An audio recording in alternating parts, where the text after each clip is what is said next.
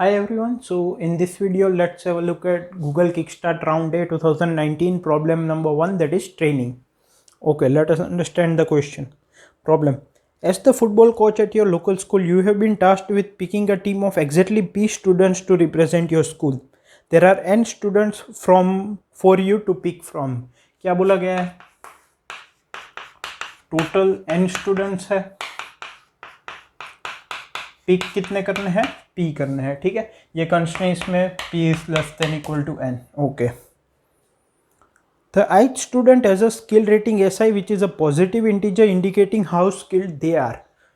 N size का एक array दिया गया है S, जिसमें कि S ऑफ I क्या रिप्रेजेंट करता है कि ith प्लेयर की स्किल रेटिंग, बेसिकली स्किल कितनी है, ठीक है, वो एक नंबर से रिप्रेजेंट करता है जो कि पॉजिटिव इंटीजर है. You have decided that a team is fair if it has exactly P students on it and they all have the same skill rating. Okay. Fair team किसको बोलेंगे? जिसमें P players हो और सभी की rating same हो, ठीक है.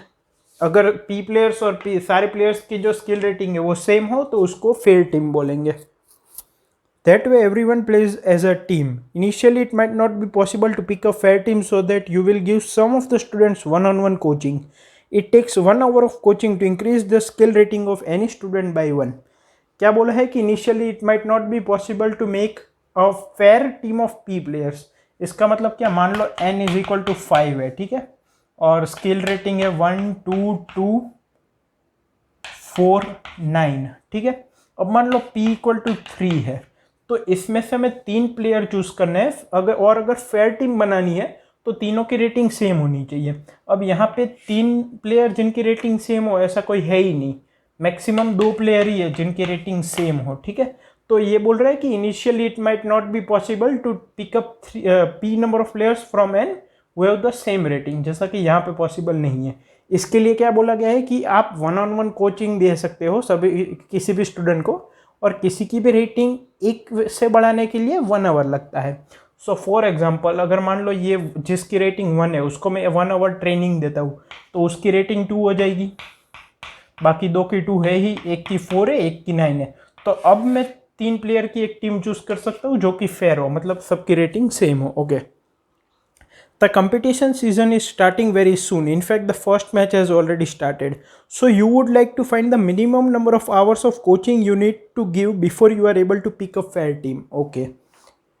अब क्या बोला गया है कि मिनिमम आवर्स चाहिए. अब मैं इसी एग्जांपल को डिस्कस करता हूँ. मान लो यहाँ पे सेकंड और थर्ड प्लेयर है जिनकी रेटिंग 2-2 है, उनको हम 2-2 ओवर की कोचिंग देके उनकी रेटिंग 4-4 भी कर सकते थे. तो फाइनल रेटिंग क्या हो जाती? 1, 4, 4, 4, 9. तो अभी भी मैं 3 प्लेयर की एक फेयर टीम पिक कर सकता हूँ, लेकिन इसमें मुझे कितने आवर्स ट्रेनिंग देनी पड़ेगी? इसको भी 2 आवर्स, इसको भी 2 आवर्स, क्योंकि 1 आवर एक प्लेयर को ट्रेनिंग देने से उसकी स्किल रेटिंग 1 बढ़ती है. तो इसकी 2 बढ़ाने के लिए और इसकी 2 बढ़ाने के लिए 2-2 ओवर देनी पड़ेगी, तो मुझे 4 घंटे ट्रेनिंग देनी पड़ेगी. जबकि अगर मैं पहले वाले को 1 घंटे ट्रेनिंग दे देता हूँ तो सबकी 2-2 हो जाएगी, तो मुझे 1 घंटे ही ट्रेनिंग देनी पड़ती, ठीक है. तो अलग अलग पॉसिबिलिटी है P नंबर ऑफ प्लेयर्स की रेटिंग सेम करने के लिए. हो सकता है मानो पहले से ही 3 की 4 दी गई हो तो किसी की बढ़ाने की ज़रूरत नहीं है. तो इन सभी केसेस में से मिनिमम कितने आवर्स लगेंगे ऐसा बोला है, जैसा कि इस केस में 1 आंसर होगा हमारा, क्योंकि अगर हम ये करेंगे तो 4 आवर्स लगेंगे, लेकिन इसमें 1 आवर ही लग रहा है, ठीक है. तो ये पूछा गया है कि मिनिमम कितने आवर्स की ट्रेनिंग देनी पड़ेगी. क्वेश्चन समझ में आ गया.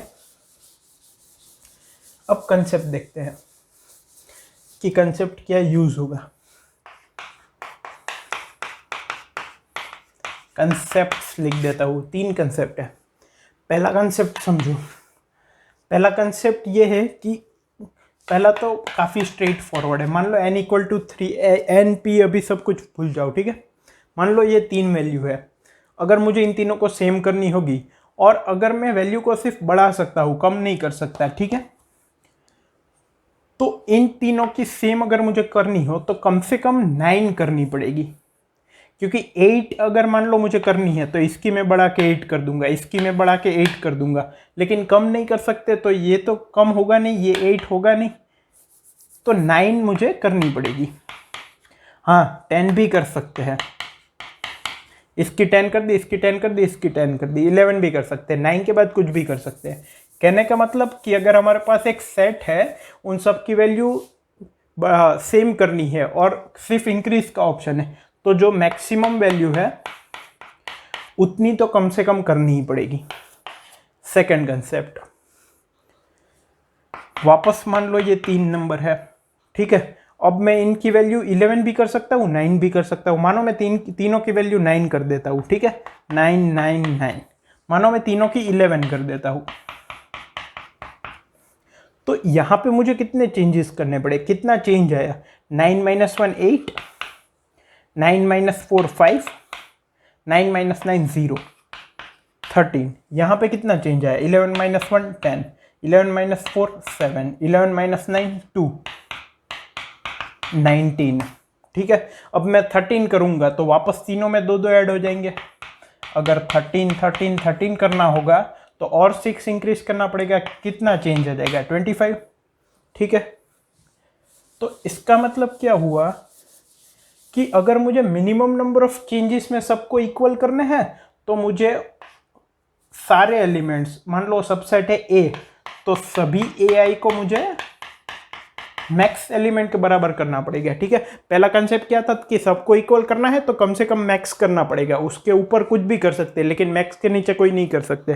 सेकंड, अगर मिनिमम इंक्रीमेंट करने पे मुझे सबको इक्वल करना है तो सबकी वैल्यू मैक्स करनी पड़ेगी। ठीक है, ये हमारा मिनिमम इंक्रीमेंट का होगा।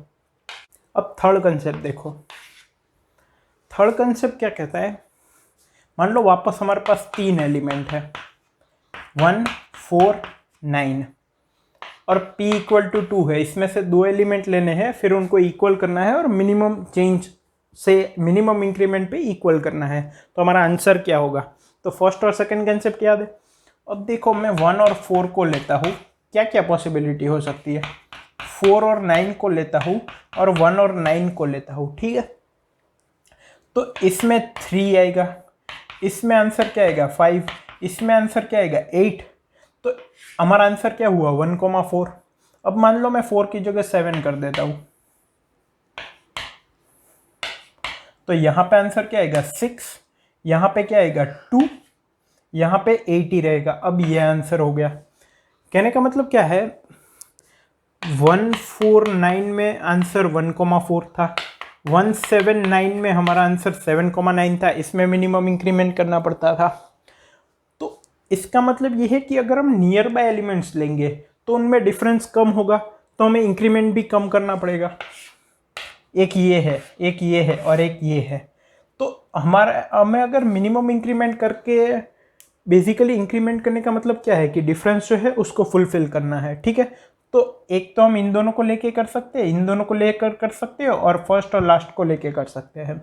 तो हमारा आंसर इन दोनों में और इन दोनों में से एक में ही लाई करेगा, क्योंकि इन दोनों में डिफरेंस कम है, इन दोनों में भी डिफरेंस कम है, लेकिन इन दोनों के बीच जो डिफरेंस है वो मैक्सिमम है। तो वो डिफरेंस जितना, वही हमारा आंसर है, बेसिकली उतना ही इंक्रीमेंट करना है।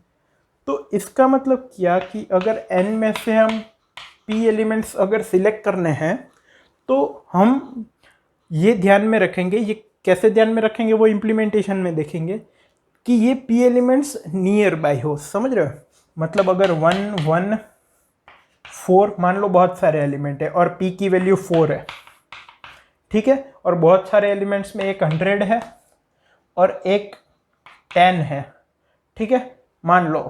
तो हमने ये 3 एलिमेंट ले लिए 1 1 4, अभी चौथा एलिमेंट लेना होगा इसमें, तो हम 100 नहीं लेंगे, 10 लेंगे। हम कोशिश करेंगे कि वो नियर बाय वाले एलिमेंट हो ताकि डिफरेंस कम हो। डिफरेंस कम हो तो इंक्रीमेंट भी कम करना पड़ेगा। इसकी जगह 100 होता तो सबको 100 करना पड़ता, कितना ज़्यादा इंक्रीमेंट करना पड़ता। अगर 10 है तो थोड़े से इंक्रीमेंट में हो जाएगा। ठीक है, तो ये कवर हो गए आपके कंसेप्ट। पहला कंसेप्ट क्या था कि अगर सबको इक्वल करना है तो मिनिमम जो मैक्सिमम एलिमेंट है उसके बराबर करना पड़ेगा। सेकंड कंसेप्ट क्या था कि अगर मिनिमम डिफरेंस मतलब मिनिमम इंक्रीमेंट करना है तो जो मैक्सिमम एलिमेंट है एरे में उसके बराबर सबको कर दो। और थर्ड कंसेप्ट क्या था कि n में से अगर p एलिमेंट्स चाहिए तो नियर बाई एलिमेंट्स के सबसेट्स चेक करो, उनमें से ही कोई हमारा आंसर होगा। फार अवे एलिमेंट्स के सबसेट को चेक करने का कोई यूज नहीं है। अब इन तीन कंसेप्ट को कैसे इंप्लीमेंट करेंगे।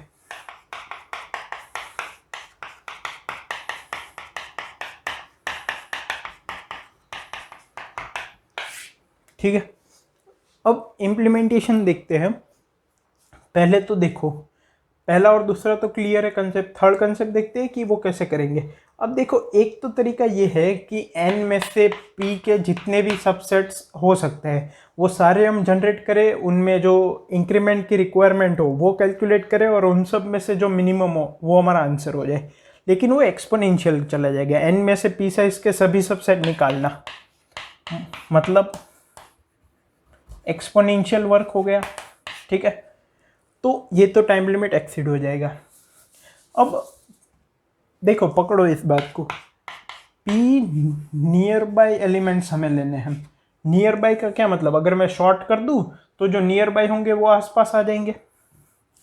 ठीक है, अगर मान लो 2, 2, 9, 6, 25, 1, 8 ऐसा है। अब p की वैल्यू कुछ भी है, 4 है। ठीक है, तो हम क्या करेंगे, अगर इसको शॉर्ट कर दे तो 1, 2, 2, 6, 8, 9, 25। अब नियर बाय एलिमेंट्स जिनकी साइज 4 हो, ऐसे कितने हो सकते हैं। पहले एक्सपोनेंशियल जा रहा था, हमें सारे सबसेट्स चेक करने पड़ रहे थे। अब देखो, एक तो ये हो सकता है, इन तीनों एलिमेंट के साथ 9 नहीं लेंगे, 1, 2, 2 के साथ 6 लेंगे, वो बेस्ट पॉसिबल ऑप्शन है। एक ये हो सकता है, एक ये हो सकता है, और एक ये हो सकता है। ठीक है, इनमें ही हमारा आंसर कहीं छुपा होगा। ठीक है, तो इतने में ये तो लिनियरिटी हो गई ना, और मोर अभी अगर सही से बोले तो पॉलिनोमियल हो गया एक्सपोनेंशियल में से। तो अब इन सब के कैलकुलेट कर लेंगे, और जिसमें मिनिमम इंक्रीमेंट करना होगा वही हमारा आंसर हो जाएगा। ओके, तो अब क्या करना पड़ेगा, अब हमें सभी इंडेक्स पे जाके, कंसेप्ट 1, 2, 3 को याद रखना, सभी इंडेक्स पे जाके पहले यहाँ पे, यहाँ पे, यहाँ पे, यहाँ पे, कब तक, जब तक हम p number of elements select कर पाए। मतलब यहाँ पे जाने का कोई मतलब नहीं है, क्योंकि इसके बाद 3 ही एलिमेंट है। तो यहाँ यहाँ यहाँ पे जाके हम जो डिफरेंस है कितना हमें चाहिए वो कैलकुलेट करेंगे। Basically for i equal to 0, i plus p minus 1 is less than n i plus plus. ठीक है, अब for j equal to i, j is less than i plus p minus 1, इतने ही है ना। j प्लस प्लस, ये p elements के लिए हम क्या करेंगे, हम देखेंगे कि कितना हमें इंक्रीमेंट करना पड़ेगा ताकि सभी एलिमेंट्स इक्वल हो। अब मान लो ये 4 के लिए कैलकुलेट करना है, तो हमें क्या करना पड़ेगा, सभी को 6 के बराबर करना पड़ेगा यूजिंग कंसेप्ट 1 एंड 2। इन सबको इक्वल करना है, और मिनिमम चेंज है, सबको 6 के बराबर करना पड़ेगा। तो अभी इन सब का जो है, इसको एक वेरिएबल में स्टोर करना पड़ेगा। मान लो sum plus is equals to, ये जो आखिरी एलिमेंट है a of i plus p minus 1 minus a of, sorry, j, okay ठीक है, j is less than equal to आएगा यहाँ पे। ठीक है, माइनस a ऑफ j। ठीक है, और ये जो होगा वो उतना हमें चेंज चाहिए होगा, और ऐसे जितने भी सम जनरेट होंगे उनमें से जो मिनिमम होगा वो हमारा आंसर हो जाएगा। ये p एलिमेंट्स, ये p एलिमेंट्स, ये p एलिमेंट्स, ऐसे जितने भी होंगे उन सब में से जो मिनिमम होगा वो एक दूसरा वेरिएबल लेके टेस्ट कर लेंगे। अब इसकी टाइम कॉम्प्लेक्सिटी कितनी लग रही है,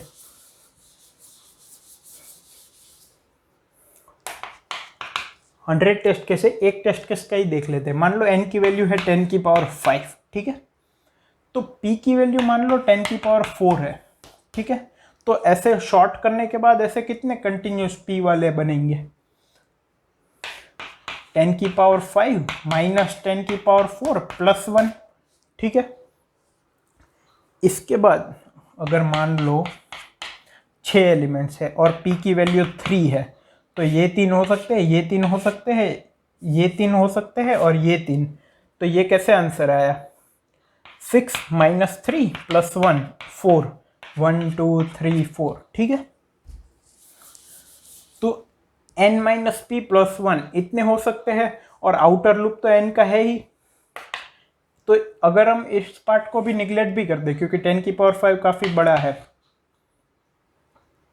सॉरी ये आउटर पार्ट है, और इसके साथ हम मल्टीप्लाई करेंगे p की वैल्यू को, क्योंकि इनर लूप p साइज का है, ठीक है। तो इसको अगर निगलेक्ट भी करें तो भी हमारी टाइम कॉम्प्लेक्सिटी क्या हो गई, 10⁹। अभी टेस्ट केस तो मैंने इसमें मल्टीप्लाई नहीं की, एक ही टेस्ट केस के लिए कैलकुलेट की है, तो ये तो टाइम लिमिट एक्सीड हो जाएगी। अगर इन 100 टेस्ट केस करें 10⁻11, और कुछ बेटर सोचना पड़ेगा, ठीक है। अब वापस से वही क्वेश्चन देखते हैं। अब मैं शॉर्टेड ही ले रहा हूँ, ठीक है। फर्स्ट स्टेप क्या है, शॉर्ट। सेकंड क्या है, देखो अभी 1 2 2 6 8 12 19 25, ठीक है। अगर ये है, अगर मान लो मुझे p = 4 लेना है, तो पहले ये 4 एलिमेंट होंगे। अब इन चारों में मिनिमम इंक्रीमेंट कितना होगा, सबको 6 के बराबर करना पड़ेगा, ठीक है। इन चारों में मिनिमम क्या होगा, सबको 8 के बराबर करना पड़ेगा। इन चारों में क्या होगा, सबको 12 के बराबर करना पड़ेगा। बेसिकली अगर p = 4 है, तो a b c d, मान लो p = 5 है, तो 5 एलिमेंट होंगे। अगर ये ही ऑर्डर में है तो e मैक्सिमम है, ठीक है। तो कितना हमें इंक्रीमेंट करना पड़ेगा, e - a plus e - b plus e - c plus e - d plus e - e। 5 bar e आया 5e minus a plus b plus c plus d plus e, ठीक है। इसको यहाँ पे कुछ दिख रहा है, ये क्या है, ये प्रीफिक्स सम है। प्रीफिक्स सम के कंसेप्ट से हो जाएगा। 5e को जनरलाइज करें तो ये क्या है, बेसिकली p × e, समझ में आया। और ये क्या है, प्रीफिक्स सम है। इसका मतलब अगर हम i इंडेक्स से लेके i + p - 1 इंडेक्स तक अगर कैलकुलेट कर रहे हैं, तो इनके लिए कितना डिफरेंस, इनके लिए कितना इंक्रीमेंट करना पड़ेगा, p × a of i + p - 1 p into, ये हो गया p × ये, क्योंकि सबको p के बराबर करना है। और अभी है कितना, अगर सबको p के बराबर कर देंगे तो इतना सम होगा। अभी ओरिजिनली कितना है, ओरिजिनली है prefix sum of i + p - 1 minus prefix sum of i - 1, ठीक है। देखो फाइनली हमें p एलिमेंट्स का सम इतना चाहिए, क्योंकि सब p के बराबर होंगे तो सम इतना होगा। अभी कितना है, prefix of i + p - 1 minus prefix of i - 1, ठीक है। अभी इतना सम है, हमें चाहिए इतना, तो इन दोनों का जो डिफरेंस होगा वही हमारा सम होगा, उतना ही हमें इंक्रीमेंट करना पड़ेगा, ठीक है। तो ये कंसेप्ट समझ में आ गया। तो अब तो क्या है,